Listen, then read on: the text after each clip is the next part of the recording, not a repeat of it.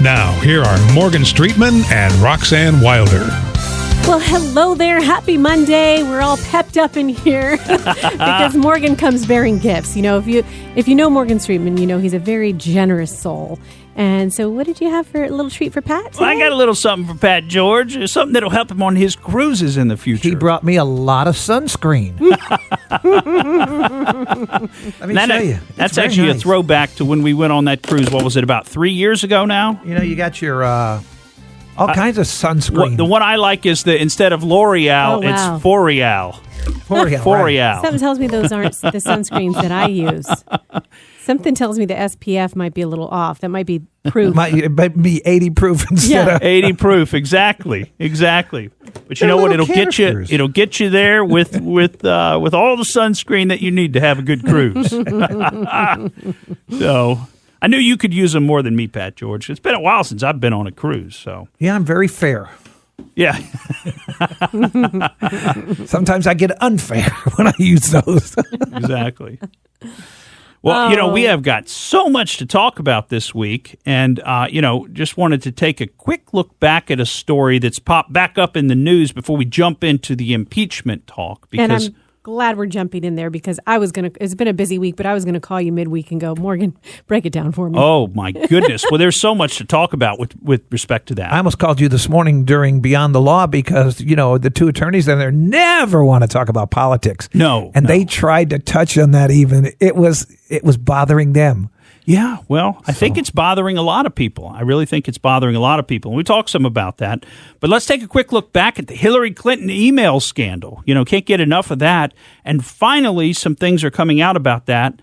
And apparently the State Department, we'll just touch on this very briefly, but apparently the State Department is issuing letters to different people who had email communications with Hillary Clinton. Now, it sounds like a lot of them didn't have direct communications with her server, but they're still getting these letters, which are called culpability letters, that are saying, hey, you might have done something wrong because you might have known about Hillary Clinton's private server.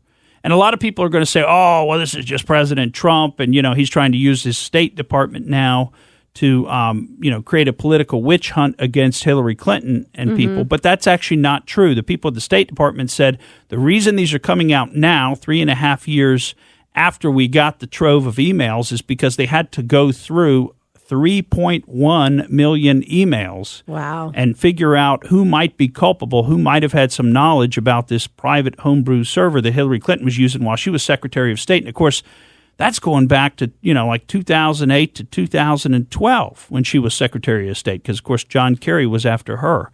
But, it's interesting to see that issue is still somewhere in the news. And the truth is because that entire thing that she did, the entire operation with the homebrew server in her bathroom at her house, that whole thing was completely illegal. Now, forget about whether or not there was any classified information on the server. That's another level of illegality. And remember, she claimed that there was nothing that was classified at the time that it was sent or received, which turned out not to be true, but you wouldn't expect any less from Hillary Clinton. But the more important thing in my mind is the Federal Records Act, and that's what Clinton was trying to circumvent by having the private server. Because remember, the Federal Records Act requires the federal government to keep records of the federal government within the federal government. They can't be kept at your house. They have to be maintained within a government facility. For why? How about the Freedom of Information Act? Did you have the right to write off and ask and say, I want to see Hillary Clinton's emails with so-and-so, or I want to see on this topic, or whatever?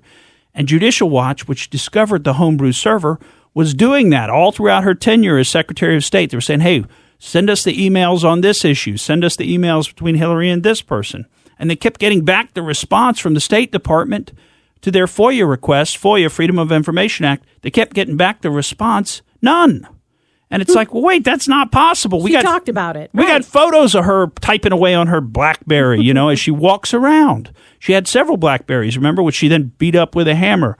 But the point is, that's what Hillary Clinton was ultimately doing. She was trying to avoid having any of her correspondence ever get out into the public so that people could examine what she was actually doing as Secretary of State. And the fear was that she was using her office in a pay-to-play scandal. So, hey, you want to get something favorable from the U.S.? maybe give a little money to the Clinton Foundation, and then let's see what happens. That's the pay-to-play scandal that she was operating. So the culpability letters are going out. People are getting them. And this story is still in the news. Now, do I actually think anything's going to come of this? I don't actually think at this point anything's going to come of it. And I'm sorely disappointed in that. Honestly, I'm sorely disappointed for the sake of the rule of law that none of these people are being held accountable, at least so far. And I think it's getting a little bit late to see Hillary be held accountable for this. I mean, it's not like we didn't know about this. It's not like we haven't known about this since before President Trump won the election. We knew about all this, and they're still not doing anything about it. So I don't think that's actually going to change today, but I am glad to see at least some people are apparently shaking in their boots a little bit for the small role that they may have played in not revealing Hillary Clinton's illegal server. So, all right, well, haven't talked about that. Let's jump into the talk about impeachment. And before we get to that, it's so funny because last week we had a clip that I forgot to play it when we came back from the break, and that was the Trump campaign's response to the Joe Biden, quid pro Joe, as he's being called now, quid pro Joe. Well, remember how he says that, President Trump is trying to intimidate people, etc. And we played for you last week a clip of Quid Pro Joe actually bragging about how he intimidated the Ukrainian administration. And, what's interesting is the Trump campaign came out with this audio and video clip, and we've just converted it to audio so you can hear it now. And I think you'll find this a little bit funny. So let's roll that. Wait a second.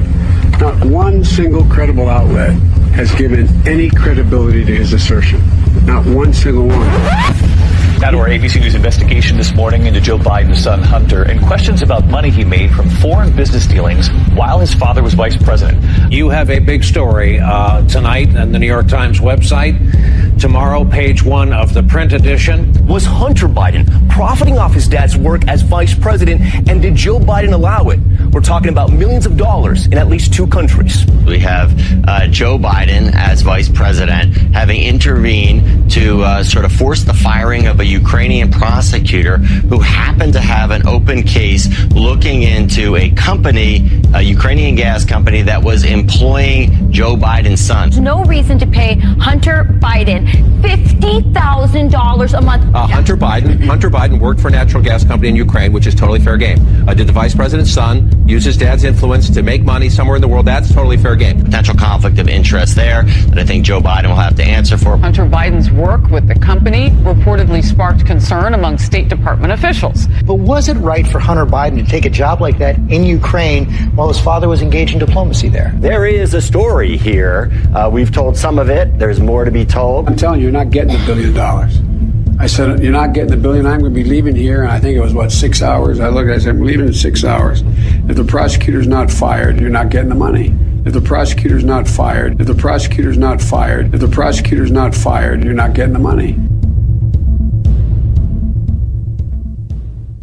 Think about that. Now, all you're hearing now is that this issue has already been dealt with, and there's no there, right? That's what the media is telling you. That's what Joe Biden's out there saying. Oh, everybody's looked into this, and there's no there.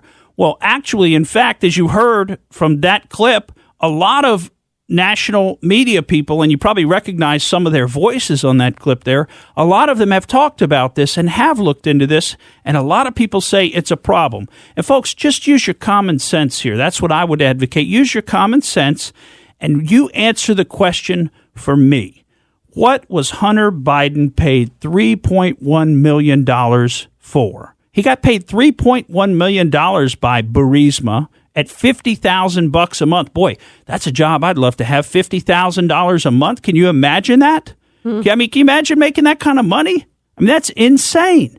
What was he doing? He had no experience in the natural gas and energy sector. None. He had little to no experience in private equity. So what is it that they hired him for? Can you answer that question? Handing out flyers. Yeah, he was exactly guru. Right. He was dancing with one of those signs in the streets of Kiev, Ukraine. Right. He was dancing with one of those signs that said "Buy Burisma Gas." That's what they, hey, look, these are hard jobs to come by, and we really need somebody very skilled. I did read some stories that he was dancing a little bit too much with some partying. Well, I mean, he was just thrown out of his Navy position. I mean, this was a couple of months before he got this Burisma job. He was thrown out for testing positive for cocaine. So, he's a party animal. I guess that's where the $50,000 a month was going.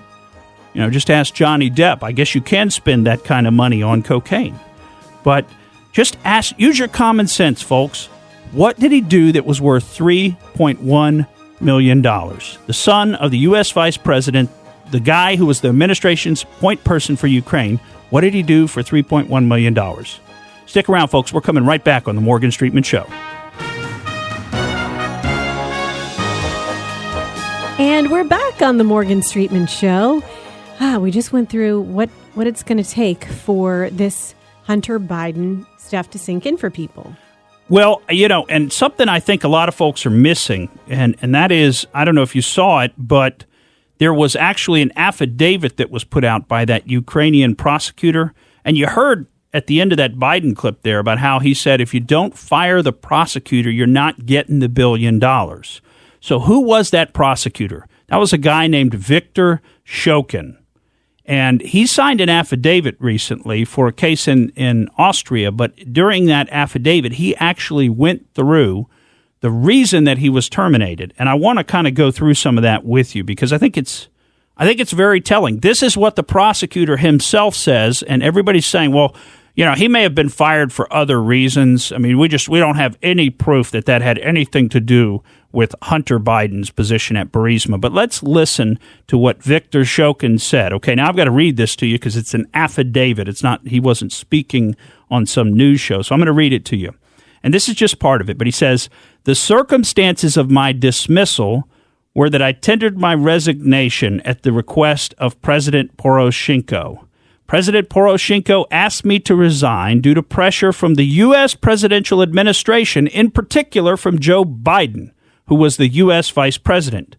Biden was threatening to withhold $1 billion in subsidies to Ukraine until I was removed from office. After I yielded to the president's request and submitted my voluntary resignation, Poroshenko commented about it in the media. He said that I had carried out a colossal amount of work as a general prosecutor, which is something none of my predecessors had been able to do, especially with regards to my work on reforming different bodies within the prosecutor's office, on creating the Specialized Anti-Corruption Prosecutor's Office, which enabled National Anti-Corruption Bureau of Ukraine to conduct legal work, and on creating self-governing prosecution authorities. The official reason put forward for my dismissal was that I had allegedly failed to secure the public's trust. Poroshenko and other state officials, including representatives of the U.S. presidential administration, had never previously had any complaints about my work, however. There were no grievances against me or any allegations that I had committed any corruption-related or indeed any other criminal offenses.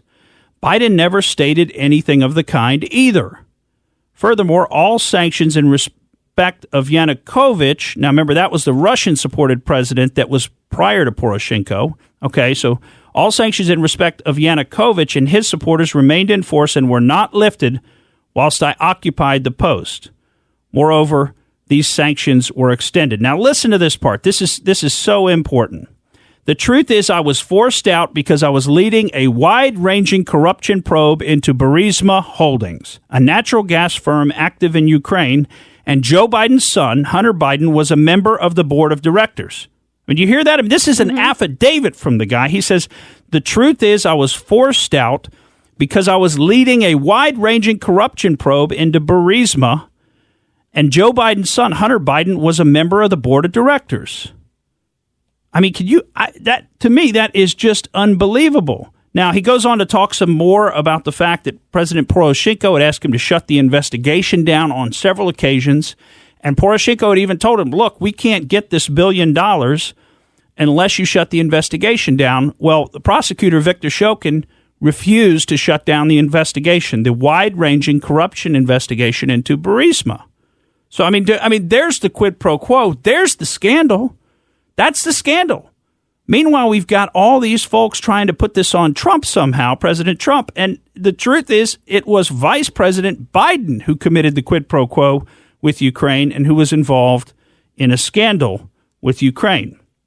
Now, I do think it's interesting because I think this particular use of this issue by the Democrats, and they're going to try to take the president down. We see that coming now, as clear as day. They're moving forward with impeachment. So we see it coming. I think this is also going to take down Joe Biden as more of this information comes out. Now, the media, that's what the Democratic Party wants, you think? Well, maybe so. I think there are forces that are operating within the Democratic Party who want the Democrats to go with a more radical candidate. You know, Biden's kind of considered the centrist candidate for the election. And he's also widely considered to be the only one with any shot whatsoever at beating President Trump. But they want to get somebody a lot more radical than that, somebody more like AOC, somebody maybe named Elizabeth Warren. They want to push Bernie even. They want to push those folks up to the front. And, I think what's going to wind up happening is they're going to wind up taking out Joe Biden through this scandal, and he should be taken out. It sounds like he was horribly, horribly corrupted. I mean, it's unbelievable to think that this is what goes on in our country.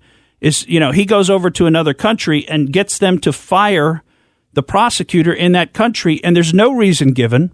You heard in the video, there was no reason given. He just said, if you don't fire that guy, you're not getting the $1 billion. And the guy himself says, yeah, the reason I was fired, I know. I talked to the president. He told me if I don't stop investigating this company that Hunter Biden's on the board of directors of, then we're not getting the $1 billion.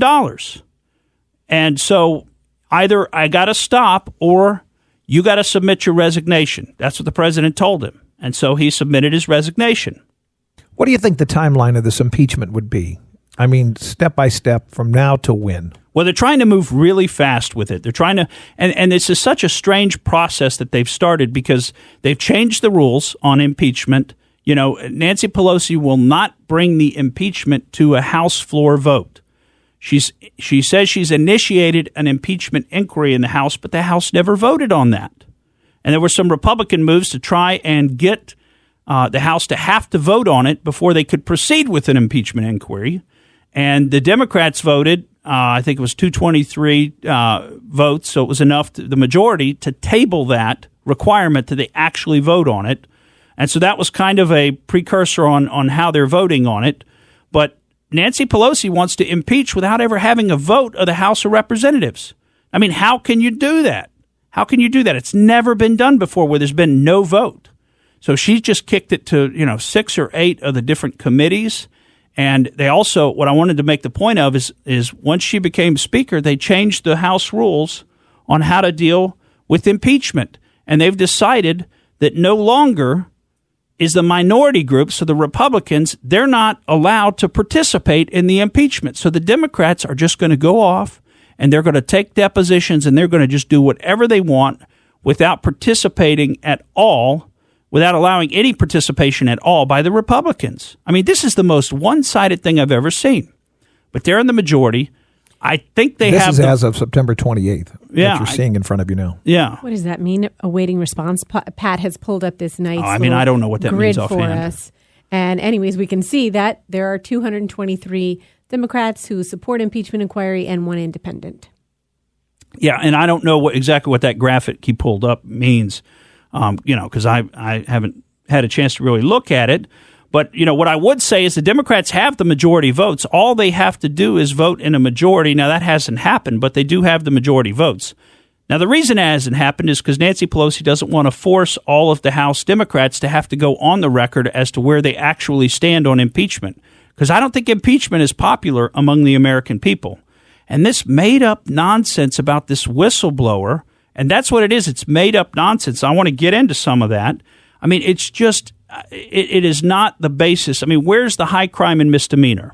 I mean, the transcript is out there of the president's call with the Ukrainian president. The transcript is out there. You can read it for yourself. And that's what you need to do. You don't want to listen to what these people tell you about what the transcript says because they're not honest. And, Exhibit 1 in this is what Adam Schiff said in Congress. And I want to just see if we could play that before the break here, because this is Adam Schiff talking about what's in the phone call, and none of this is in the actual transcript. This is not the transcript at all. Listen closely. And so what happened on that call? Zelensky begins by ingratiating himself, and he tries to enlist the support of the president. He expresses his interest in meeting with the president and says his country wants to acquire more weapons from us to defend itself. And what is the president's response? Well, it reads like a classic organized crime shakedown. Shorn of its rambling character and in not so many words, this is the essence of what the president communicates. We've been very good to your country, very good. No other country has done as much as we have. But you know what? I don't see much reciprocity here. I hear what you want. I have a favor I want from you, though. And I'm going to say this only 7 times, so you better listen good. I want you to make up dirt on my political opponent, understand lots of it. On this and on that, I'm going to put you in touch with people, and not just any people. I'm going to put you in touch with Attorney General of the United States, my Attorney General, Bill Barr. He's got the whole weight of the American law enforcement behind him. And I'm going to put you in touch with Rudy. You're going to love him, trust me. You know what I'm asking, and so I'm only going to say this a few more times, in a few more ways. And by the way, don't call me again. I'll call you when you've done what I asked. This is, in sum and character, what the president was trying to communicate with the president of Ukraine. It would be funny if it wasn't such a graphic portrayal of the... We're back on the Morgan Streetman Show. I'm Roxanne Wilder. Pat George is here. If you want to be part of the show, 888-404-1010. And Morgan, as we were going to break, we were listening to statements from Adam Schiff, his opening statements specifically, last week. And it gets a little bit confusing here because when you listen to all of that, when I first heard it, oh my gosh, was that really what took place in the phone call? But it wasn't. No, that wasn't even conjecture. close. It was a dramatic reading. Well, it was worse than a dramatic reading. It was a fabrication. Mm-hmm. And, and of course, Schiff came out later because he got some heat for this, at least from the president and other people who are paying attention. And that's one of the difficult things about this whole process. I mean, you really have to be paying a lot of attention to pick up on all these little nuances. But he got some heat for just making that up. That isn't what was in the call at all. In fact, it was the Ukrainian president who brought up Giuliani. I mean, that's the amazing thing is they try to make it sound like the president brought all this up. But if you actually read the transcript, and folks, you got to do that. If you haven't done that, that's one of the most important things you can do is go and read that transcript. But, the point is, it isn't what happened. But like if you're just a casual observer, you're going to hear this and you're going to hear it repeated. And Schiff took some heat for that. And he said, oh, well, you know what? I was doing a parody reading and everybody knew it. But you listen to his voice. You listen to him. He sounded completely serious. He didn't let anybody know it was a parody reading. And hey, by the way, where does a parody have any place in this process? This is not a joking matter. Schiff can't wait to get this whistleblower in front of Congress. Oh, yeah. And I think Schiff, supplied the whistle. Well, I think you're right, Pat George. Yes, you are. And he can't wait. But at the same time, he knew about it for a while. That's right. Why now? He tweeted about this whistleblower. He didn't say there was a whistleblower, but he tweeted about the subject matter, almost word for word, back on August 28th. So that was a month ago. Now, think about this. They just changed the rules on whistleblowers. Now, why did they do that? They just changed the rules. You know the date that they changed the rules?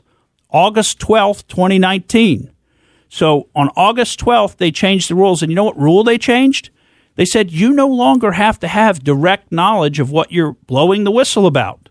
So what's that called? That's called hearsay. So now you can blow the whistle based on hearsay. Well, somebody told me they overheard something from somebody else who told them this. I object. Thank you, Pat George. That doesn't get into evidence in a courtroom anywhere in this state or anywhere in the country. We don't rely on hearsay and gossip. That is not, you cannot give testimony on that. But they changed the rules under the whistleblower complaint. And they said now, as of August 12th, 2019, you can make a whistleblower complaint based on something you overheard or something somebody else told you. And then magically, by August 28th, Adam Schiff is tweeting about the whistleblowers issue directly. There should be a lot of whistleblowers then. Well, and that's the other thing is John Brennan's calling for that. John Brennan's saying, if you've even overheard something, i.e., let's read between the lines here, folks. You don't get in trouble if you just make something up, right? You come in and you say, well, I overheard this, and somebody assured me that this was really bad, what President Trump did, and you need to look into this, Inspector General. And that's what they're calling for. They want to do death by 1,000 cuts, all hearsay, all gossip. And that has no place in our legal system. So, just think about the timing of this. It was perfectly timed and orchestrated. And, there are people saying that this whistleblower complaint, now that we've seen it, it's very professionally written. It's written by lawyers. It's highly doubtful that the whistleblower wrote this by himself. And we do know it's a man. We know it was a CIA agent. And we've got some ideas of who it might be. There's talk out there that the one guy who fits the descriptors was a CIA agent named Michael Berry, who was detailed to the White House. Now, we're not revealing anything that shouldn't be revealed because this is all reported in the news. He was detailed to the White House under, you remember a name from a couple of years ago, General H.R. McMaster. Remember him? A never-Trumper, a guy who didn't like Trump from the get-go, just like most of them don't like Trump. And he's the guy that got this Michael Berry guy over there under him as one of his attachés. And then Berry went back to the CIA. Now, we think that's probably the identity. And I got to give a hat tip to Sundance at the Conservative Treehouse, who's doing a lot of this research for us. But we think that guy is probably the whistleblower. But, just look at this, Pat George. You remember when Chuck Schumer said you don't mess with the intelligence community because they have 6 ways from Sunday to get you, right? And now we've got a CIA whistleblower with a manufactured product that very likely Adam Schiff had something to do and his staff had something to do with preparing the whistleblower complaint. It's written too much like what the Lawfare Group writes. A lot of that's what you see in, for example, the Steele dossier and other things where you've got all these references to news articles and everything else.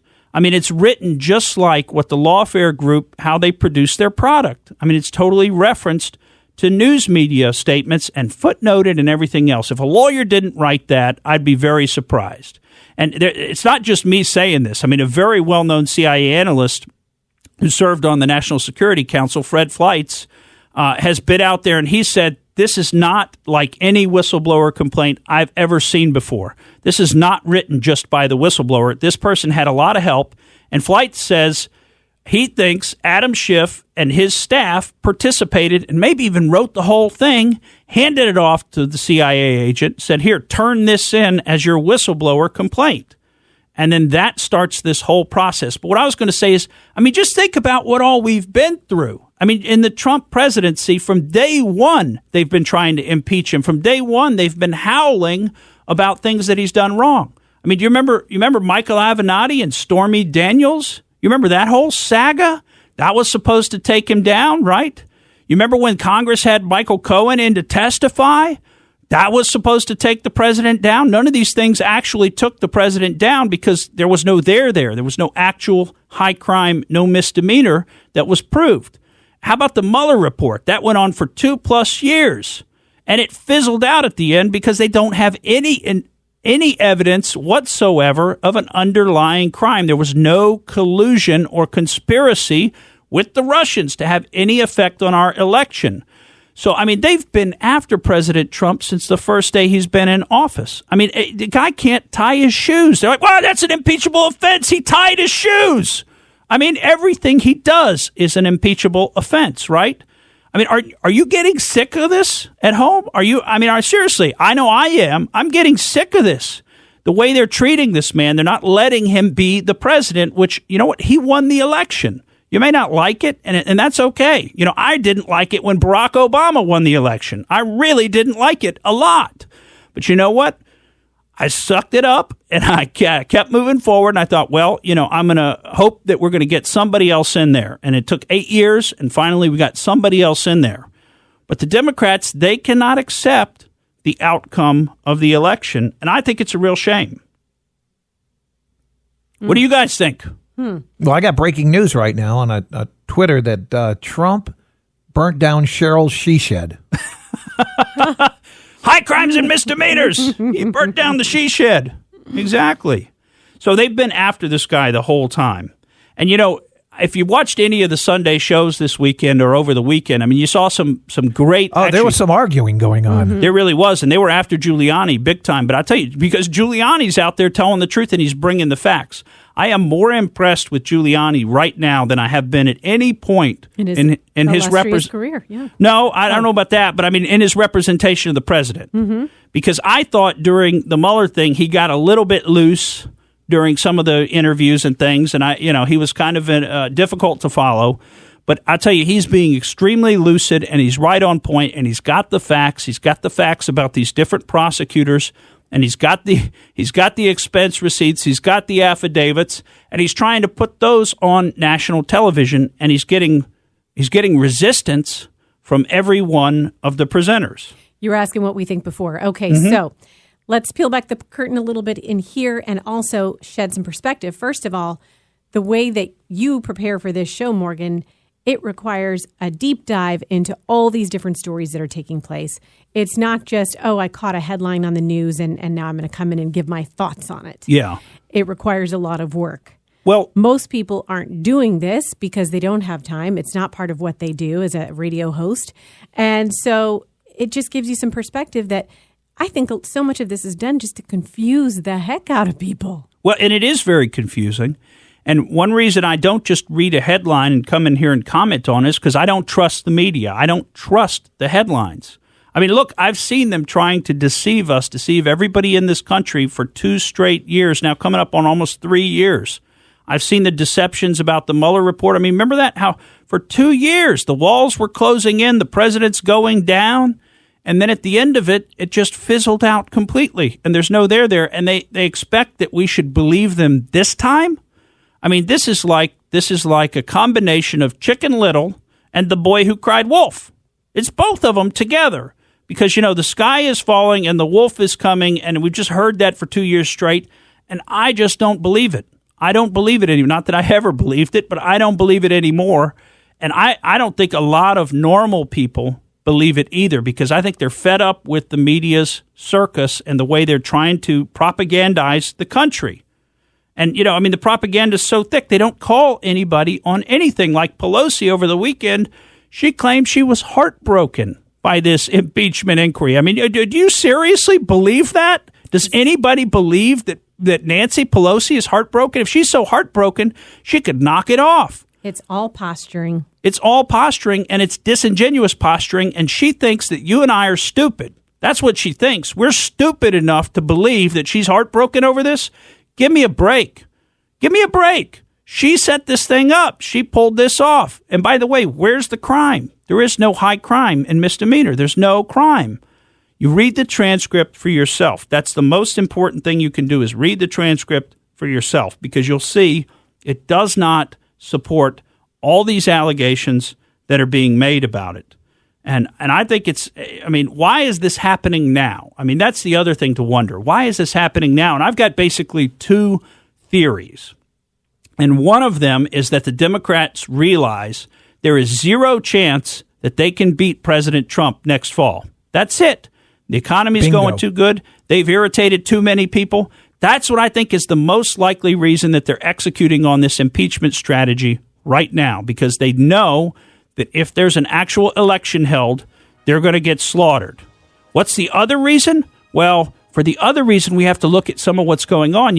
Attorney General Bill Barr was in Italy last week. Now, if you remember, George Papadopoulos, who's been on this show, he tweeted out last week, and he said Bill Barr is in Italy to talk to Joseph Mifsud and to investigate that whole angle where they actually tried to send spies into the Trump campaign, tried to set up the Trump campaign for this whole Russia collusion, Russia conspiracy narrative. And that was all false. So if that's really what's going on and there's about to be some big shoes that drop from that angle, well, that could be another reason to try to fire up impeachment to get the president out of there. get Bill Barr out of there, because that's what they want to do pronto before he comes out with any information about all the bad actions that they did while they were prepping for the election. So we'll be back on the Morgan Streetman Show to go out there. Back on the Morgan Streetman Show, getting ready to go out there, but a couple little things we have to wrap up from our previous segment. And we do have a caller, too, so we want to hear what he has to say. Yeah, let's go with our caller. Hello there. Hello. Hey, caller, what's on your mind? Hey, I'm just wondering if you have any thoughts or impressions about the impeachment investigation that's underway. Well, do we? Do we ever? We surely do. I mean, I think that the president, if they had to hold a vote in the House to impeach, and remember, impeachment then goes to trial. So they impeach in the House and they try him in the Senate. And in the Senate, it takes 2/3 of the senators, so 67 votes. But in the House, it's just a simple majority to impeach. The Democrats have the majority. I think if they're forced to conduct a vote on it at some point, they will vote to impeach. And I think then it will go over to the Senate for a trial, at which the Chief Justice of the United States, John Roberts, will preside over that trial. Now, we've seen this in our own lifetimes once before, and that was under President Bill Clinton when he was impeached. And then the trial didn't go so well, and I think the Senate was wise on that, because impeachment is really a pretty severe remedy. The better way is to hold an election and win an election. You don't want to remove the guy from office, disenfranchising all the people that voted for him, all 63 or 64 million people that voted for the president who wanted him to be the president. So I think we're going to see the Democrats in Congress race towards getting an impeachment done, maybe by the end of October. Now, the question will be exactly what process they will follow to do that. And we mentioned earlier in the show that they've changed some of the processes Nancy Pelosi has since she's become the majority, or the speaker, the leader of the Democrats. But I think you will see the House vote. Now, the big question is, what will the Senate do? And I have to tell you, folks, I'm a little bit worried about that. I really hope that the Republicans in the Senate can toe the line on this one, that Mitch McConnell can get it all taken care of, because I know we've got a lot of senators that essentially consider themselves to be part of what I would call the uniparty, and that's the Republicans and the Democrats in Washington working together to enrich themselves for their own benefit. And they have a certain interest, and President Trump is directly aligned against those interests. So I am concerned that we're going to see, and I'm not going to name any names today, but I have a list of names in my head. I'm concerned that we are going to see some Republican senators bleed over potentially and support impeachment. I think you'll see the Democrats vote right on party lines on impeachment, even in the Senate. And then we'll just have to see, are there 18 or 19 Republicans who will switch sides? I don't know if there's quite that many, but I have to tell you, I'm nervous at what I hear from the senators when they've been asked in public. Does that answer your question, caller? Yes, sir. Thank you so much. Well, thank you so much for calling. Really appreciate it. Now, we want to get into, before we, I really want to go out there, but I just wanted to mention one other little factoid that you may or may not have heard of. And that is that Joe Biden's campaign has actually sent letters to all the major news networks. And it's hard to even believe this is happening in America. And he has sent these letters out, and they say, essentially, well, I'll read it to you. We write to demand that in service to the facts, you no longer book Rudy Giuliani, a surrogate for Donald Trump who's demonstrated that he will knowingly and willingly lie in order to advance his own narrative. It's not that he'll lie. Rudy Giuliani's on there telling you the truth. He's bringing the facts to bear on the false narrative that the media has wanted to put forward. And we shared some of those facts with you today. But can you imagine in America, you've got a politician writing to the news networks, somebody who wants to be president of this country, and saying, don't book a guest? What happened to free speech? What happened to freedom of the press? That's pretty in your face of what it would be like if he was in charge, right? Thank you. And that's him. Imagine what it would be like if we got somebody like Elizabeth Warren or somebody like that who's a total fascist. You didn't read the rest of that. He left Adam Schiff's number if they're looking for somebody to be interviewed. Exactly that. Shifty Schiff will be happy to fill in for you. So now let's go out there. What I wanted to bring to your attention with the out there is something you may or may not have seen. It's just been a day or two that this has come out. But, they're getting ready to send a couple of rovers to Mars. And who's they? Well, it's European Space Agency, and NASA. and Europe's going to send ExoMars rover, and NASA's going to send Rover Mars 2020, okay? And these are going to launch in March of 2020. They will arrive on the surface of the red planet in March of 2021. And then they're going to be there to take core samples. Now, here's something interesting that I thought, they're going to be launching those core samples back to Earth, okay? I mean, have we seen this in a science fiction movie somewhere before?